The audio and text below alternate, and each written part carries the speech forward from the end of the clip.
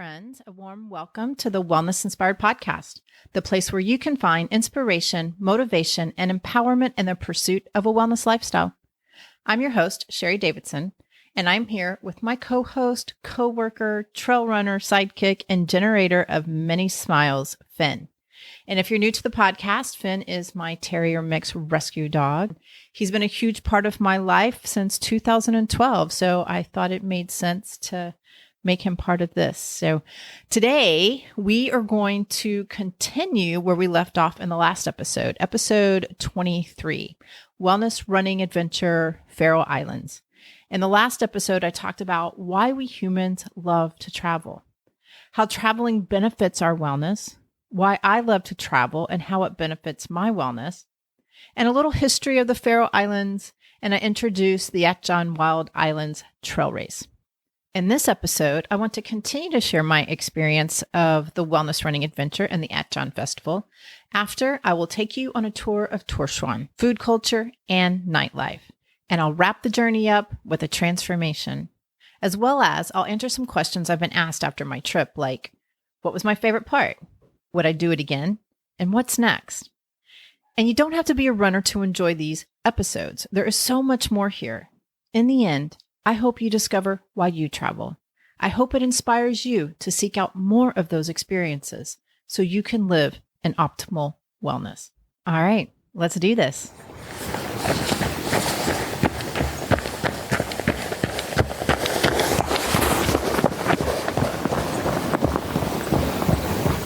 Here we are, part 2, Wellness Running Adventure in the Faroe Islands. If you haven't listened to part 1, that's okay. You can listen to part 1 and 2 in any order, so you can always go back. And before, I called these episodes running adventures. This one I decided to call a wellness running adventure because it was so much more than a running adventure.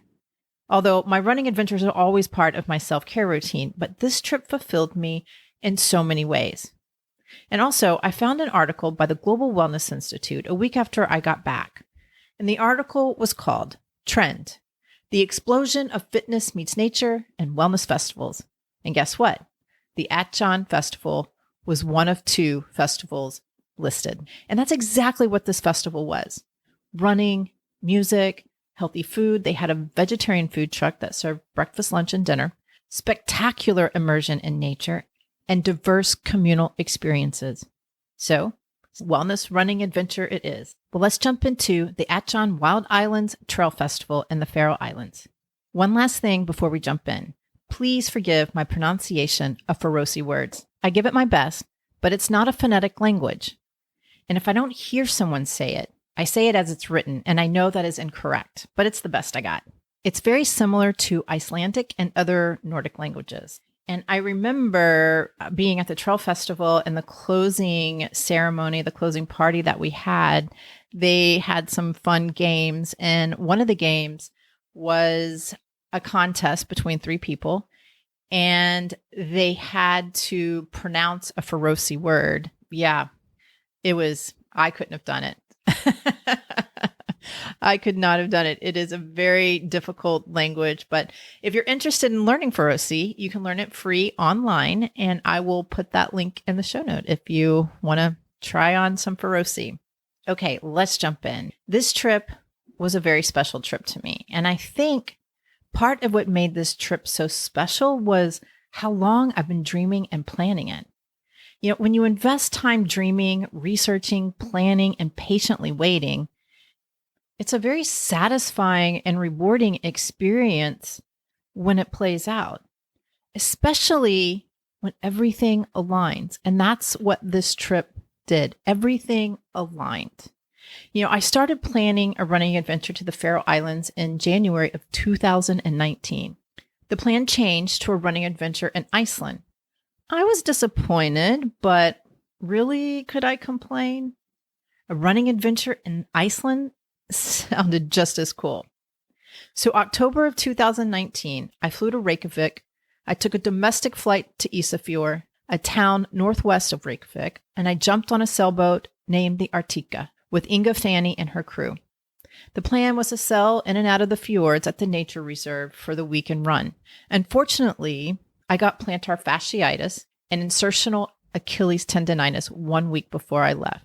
It made running and walking very difficult while I was there. The pain in my foot was not fun. But hey, look where I'm at. And I managed to run some, and then I hurt my knee, probably from overcompensating for my foot. The terrain was steep and rugged, and I did my best to ignore it and just enjoy myself. 5 months after I returned, the world shut down. And like many, I didn't travel for 2 years. However, I did a lot of planning. An adventure on the horizon kept me sane and looking forward to something. I never forgot about the Faroe Islands. I still wanted to run there. And I had the time. I started researching. The Atjan Wild Islands Trail Festival popped up. What? No way. A 5-day festival with an ultra marathon? This is some weird science stuff. This is perfect. I believe Atjan means 18. At least that is the interpretation by a Faroese. And it makes sense because the archipelago is made of 18 islands. There are 4 distances.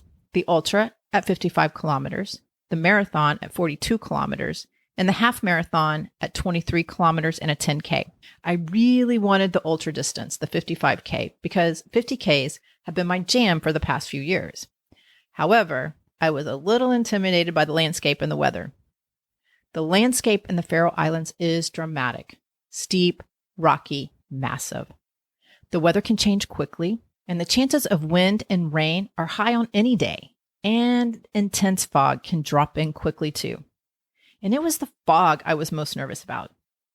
I had no experience navigating through fog. I remember reading a blog about trail running in the islands. It was a pro trail runner, and this pro trail runner ran with Inga.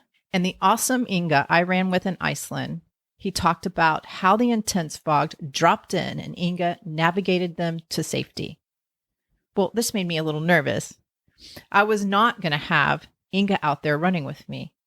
And in ultra distances, you are often out there alone.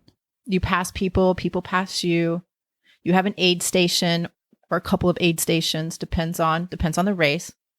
So I was really nervous about the fog. I mean, the Faroese, they have 37 names for fog in the Faroese language. There is very thick fog, hazy, sea mist, belt fog, summer mist, and bank of fog, to name a few. And I definitely don't think I would want to be in bank of fog. That just sounds intense. But also, due to the wind and fog, flights are canceled all the time. The airport is on the island of Vagar.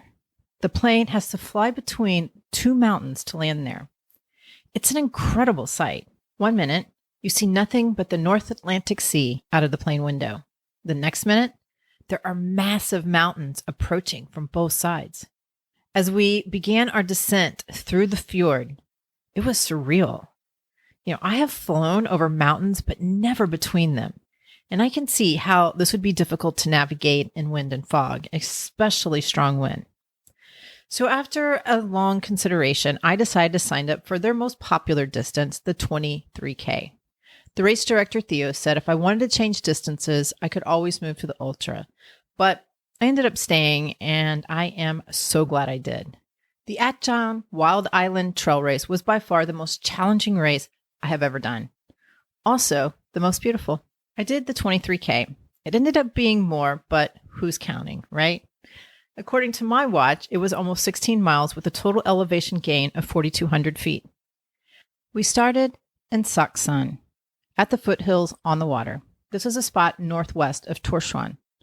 There were not a lot of people at the start, and afterwards I looked it up, and it looked like there were about 508 people signed up total for all the distances. However, there were only 292 finishers. So there were a lot of DNSs, which means did not start. So I don't know why there were so many people that didn't start the race, maybe due to multiple reasons of travel, COVID, maybe some once they got there decided not to start because of the terrain or the weather.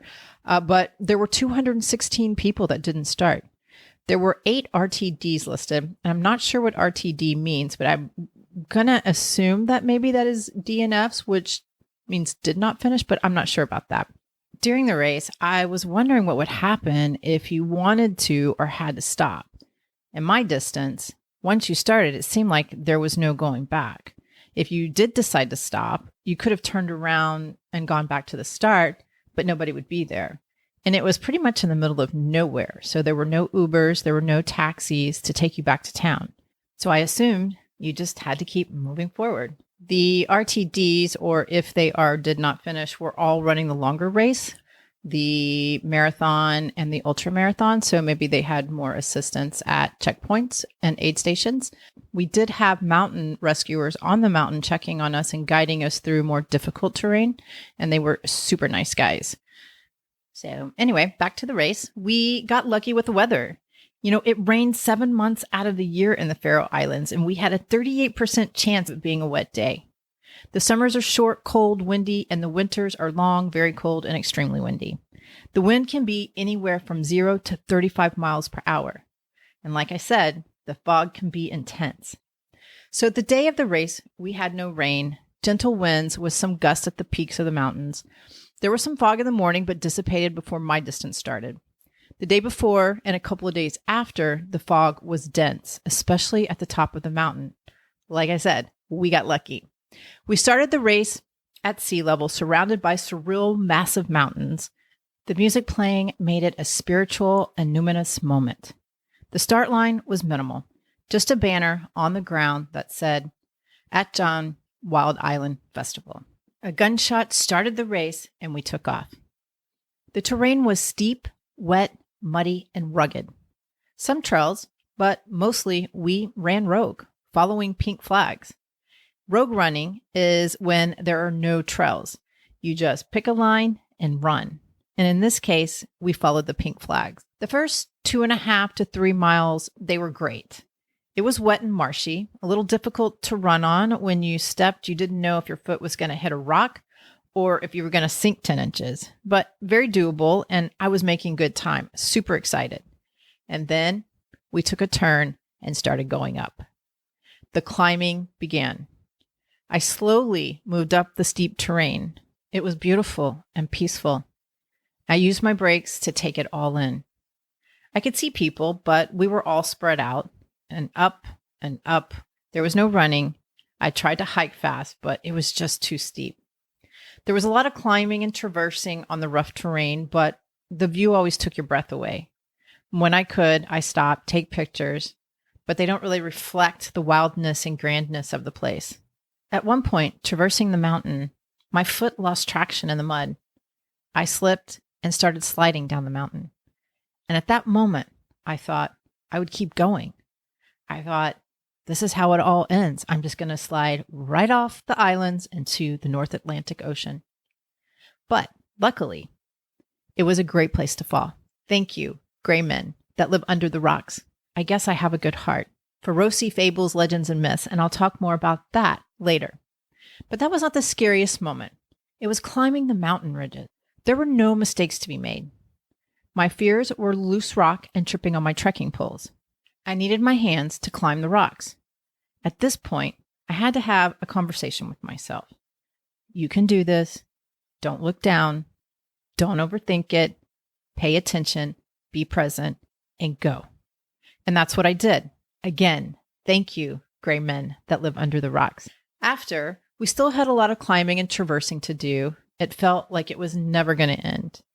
The views and people along the way pulled me towards the finish line. Sometimes in races, you end up with new friends. For me in this race, it was Philippe from Portugal and Hayden from Arizona. And I really enjoyed their company throughout the day. Sometimes we would walk together and chat. Other times there would be some distance between us, but somehow you always meet back up. And finally, we did it. We climbed the last climb. The last few kilometers to the finish line were downhill. And by this time, my legs felt tired and weak.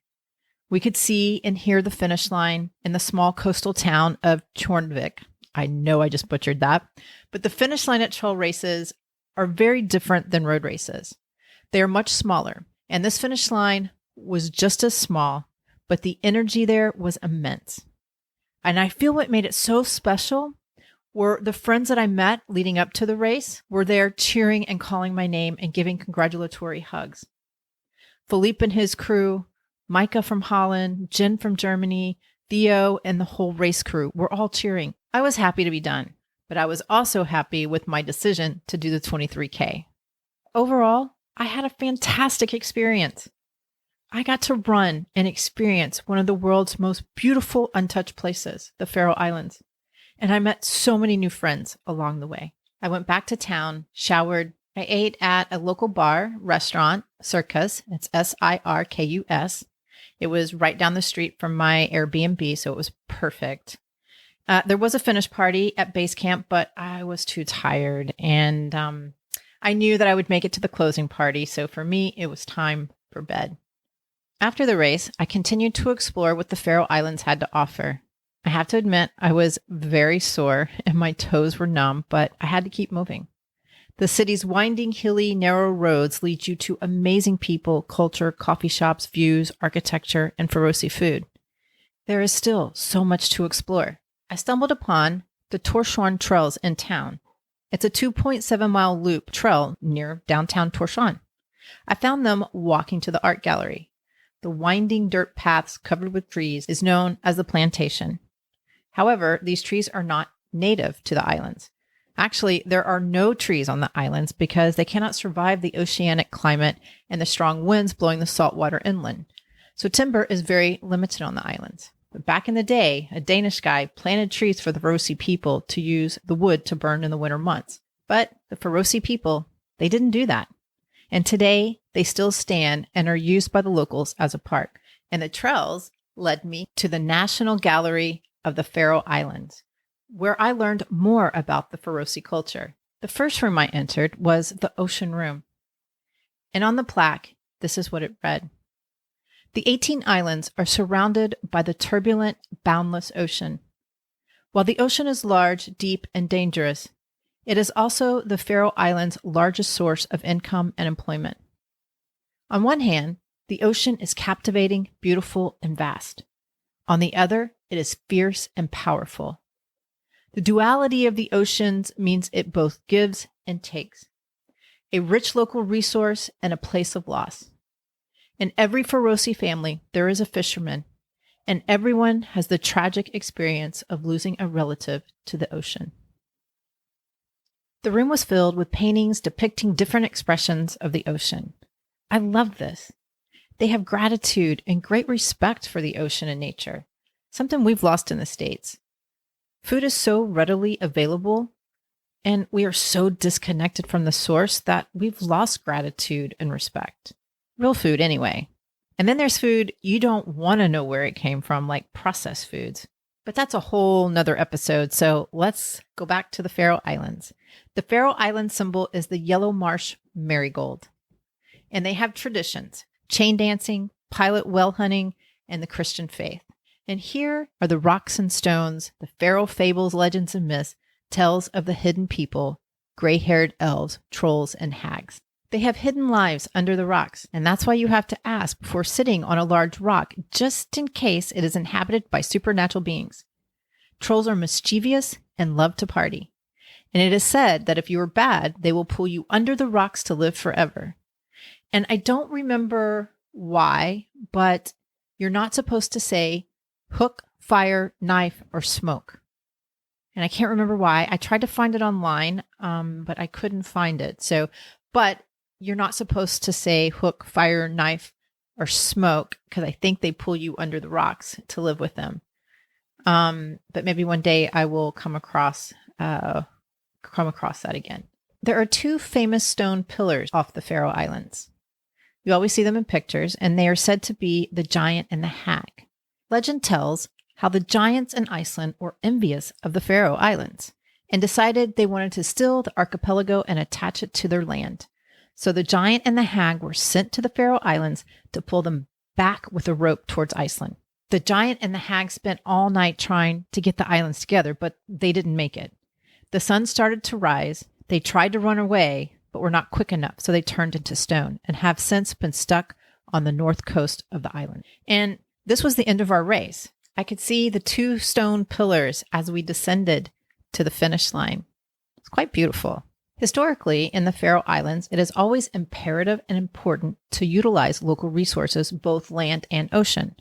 So, fish and sheep. They are pioneers of using local resources. I mentioned this in the first episode as a fun fact, but there are more sheep than people. On the 18 islands, there are 75,000 sheep, and there are only 50,000 people.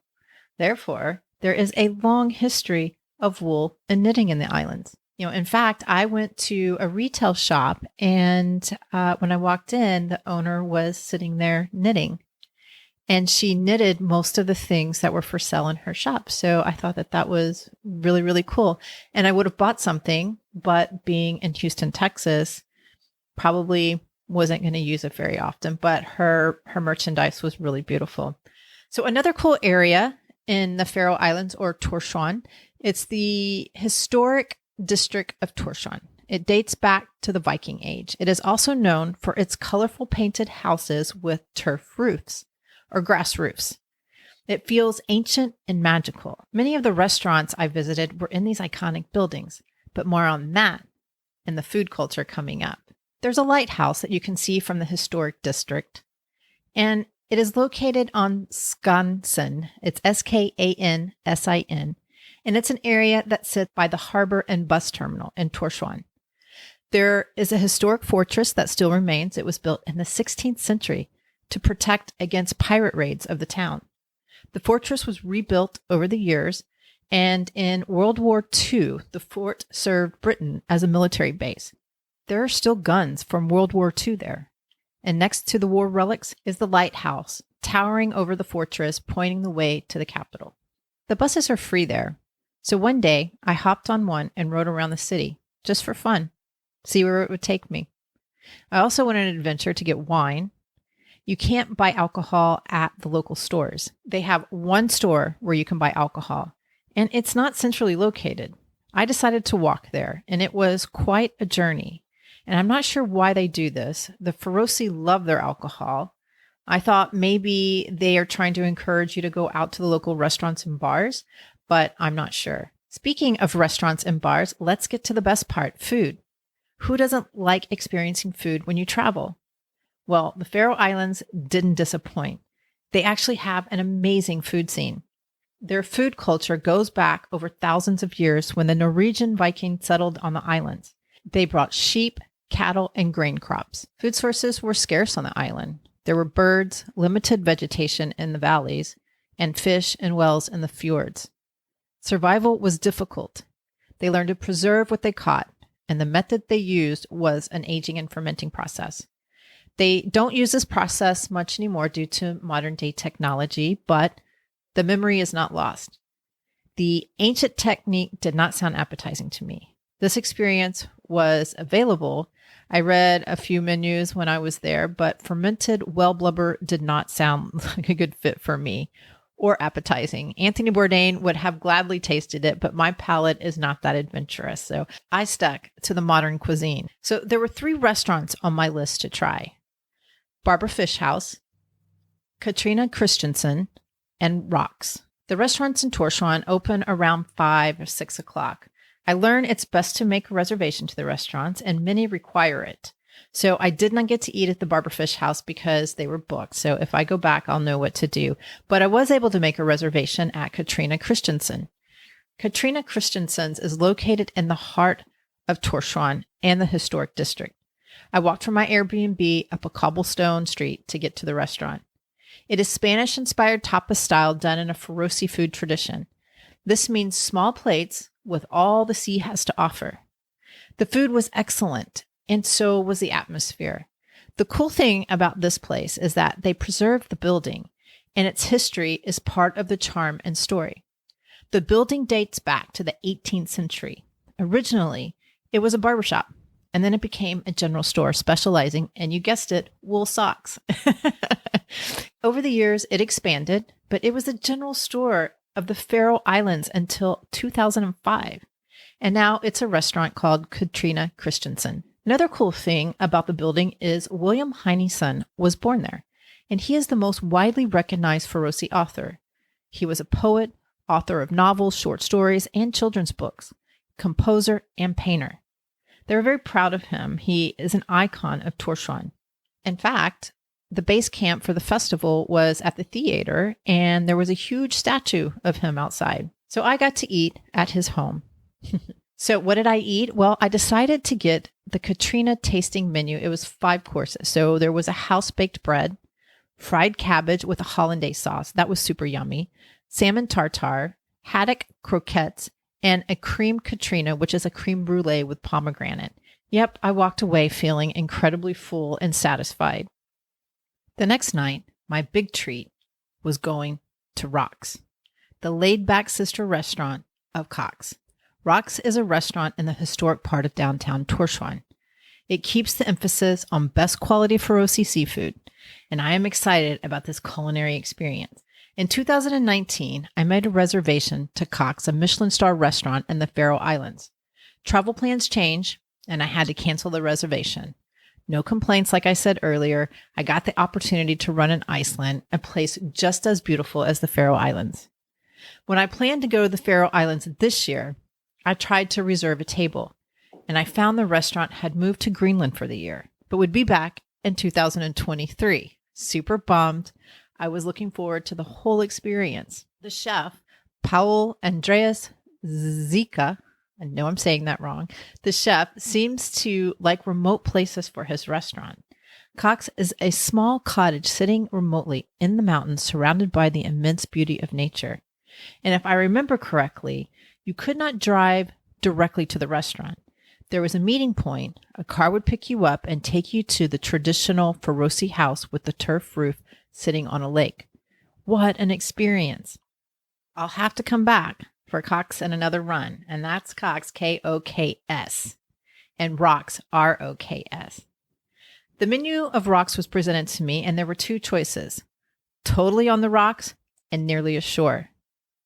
Nearly ashore was a smaller tasting menu than totally on the rocks, but apparently I went all in and chose totally on the rocks. And oh my gosh, it was so much food.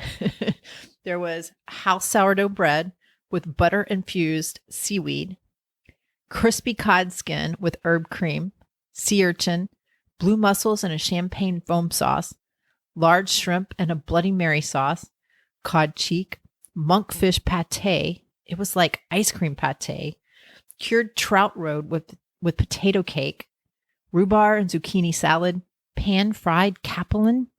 It's a small fish. I didn't too much like this one. It's probably the least of my favorite dishes because it was fried and it was the whole fish. And I think I was also starting to get full.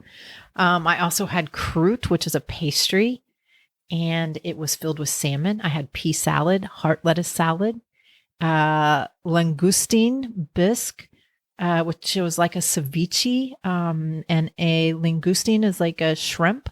Cardamom bun with strawberry, rhubarb, and vanilla ice cream. And the very last dish was a chocolate. And that was it. They were small portions, but all those small portions added up. I was stuffed when I left there. I really enjoyed the experience, but I have to say, meals like that are meant to be shared. But I'd do it all over again. I can't imagine what Cox would have been like. You know, like I said, I might have to go back for that experience because Rox was amazing. So the nightlife in Torshavn, I didn't explore too much of the nightlife. The first week I was planning for my race, and the second week, well, I was just too tired after all my meals.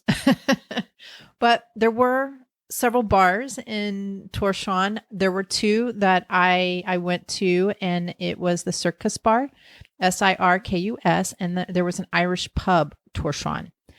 And I made it to the Irish pub by accident. The last night that I was there, I was taking a final walk through the harbor before I went to bed. And as I walked around, I walked past the Irish pub, and they had a patio.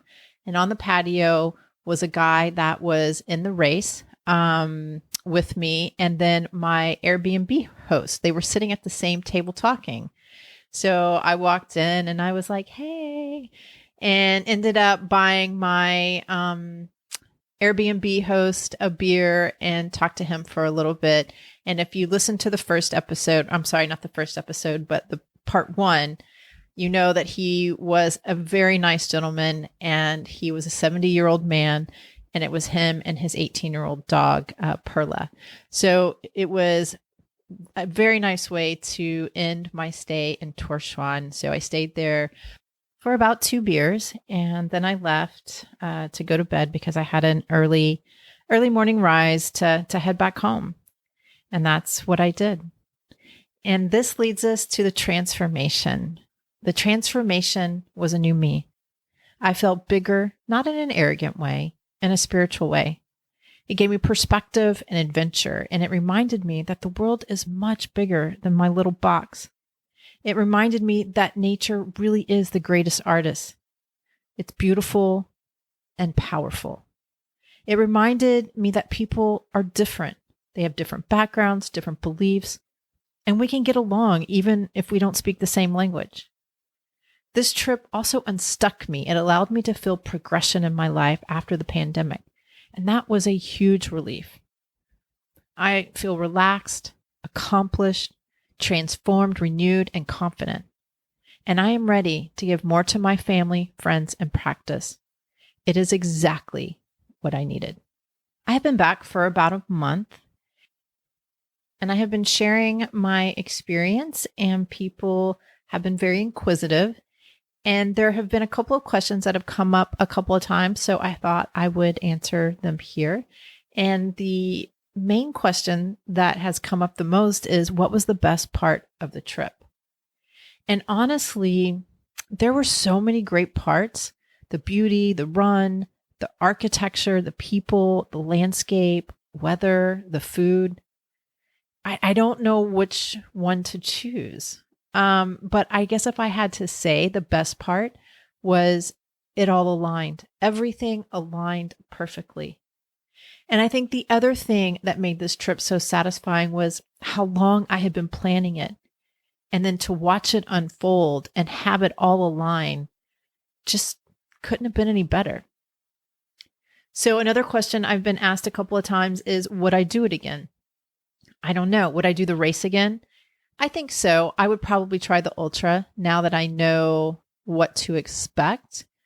But I have a hard time going back to the same place over and over again because I just feel like there's so many cool places to go. And which leads us to the next question. What are you planning next? And I've been telling people I just want to savor this one. I'm still processing it all, and I feel very satisfied with this trip. And so I want to savor it as long as I can. So I haven't really been motivated to think about anything else.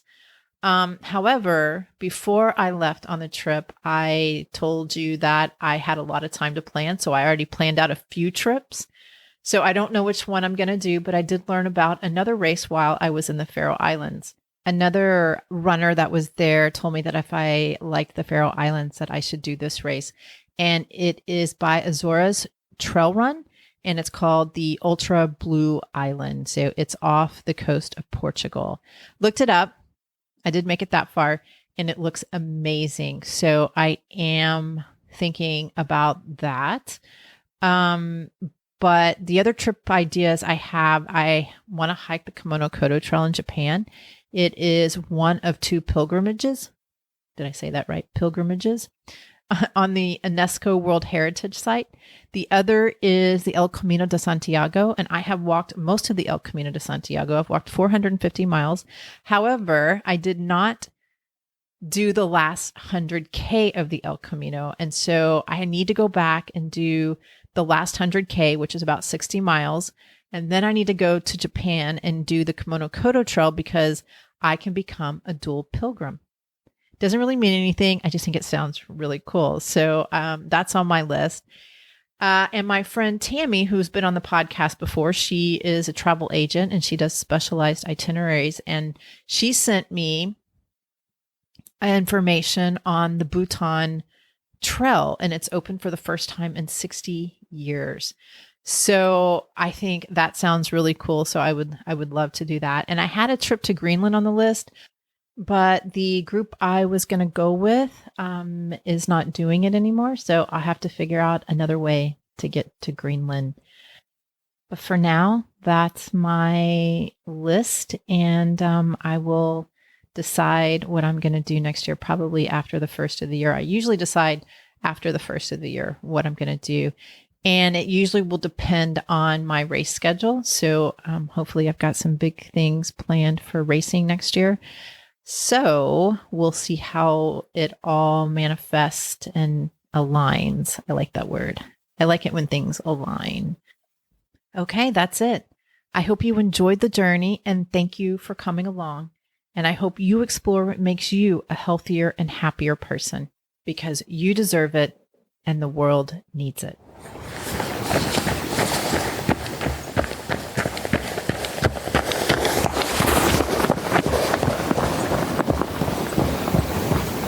Okay, what did you all think? I really enjoyed sharing my experience with you, and I hope you enjoyed it too. And as always, if you have any comments, questions, or suggestions, I would love to hear from you. And if you like what you hear, please subscribe to the podcast and share with your family and friends. You can also give me a rating and review wherever you listen to your podcast. It helps others find me as well. To get up to date on new episodes and wellness inspiration in your inbox, please join the Wellness Inspired community. Go to the wellnessinspiredpodcast.com to sign up. I'll put the link in the show notes so you can click and join. Also, there is a Facebook community at The Wellness Inspired, and you can follow me on Instagram at wellness_inspired. If you're in the Houston area or just visiting and interested in our services, acupuncture, herbal medicine, cuppings, and shiatsu, or dry needling therapy, contact us. You can find out more on the website, element5om.com. That's element5om.com. I'll put it in the show notes too. If you're interested in health and wellness coaching, we can connect in the clinic or on Zoom. Reach out to us and we'll get you on the schedule. And as always, I would love to hear your feedback. I'm dedicated to bringing you great content that is inspiring and informative with an artsy, fun, edgy spin. Thank you so much for listening, and we'll meet here again next time. And remember, never stop exploring, learning, loving, and being you. Bye.